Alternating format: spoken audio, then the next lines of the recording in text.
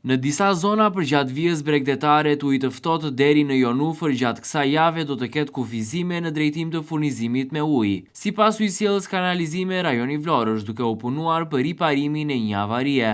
Për shkak të këtij remonti, ndërprerja e ujit në disa linja dytësore do të jetë nga ora 10 e paradites deri në orën 17, si dhe nga ora 23 mes natës deri në orën 6:30 të mëngjesit. Ujësjellës kanalizime rajoni Vlorë njofton se për shkak të një avarie dhe remonti në linjën 24 orëshe të ujësjellësit në zonën bregdetare, përgjatë kësaj jave do të ketë kufizime të furnizimit me ujë në disa linja dytësore, nga ora 10 e paradites deri në orën 17 të pasdites, si dhe nga ora 23 mes natës deri në orën 6:30 të mëngjesit. Zonat që preken nga avaria dhe remonti janë Shtat Pallatet, Kalaja, Konomaj, Jonufër.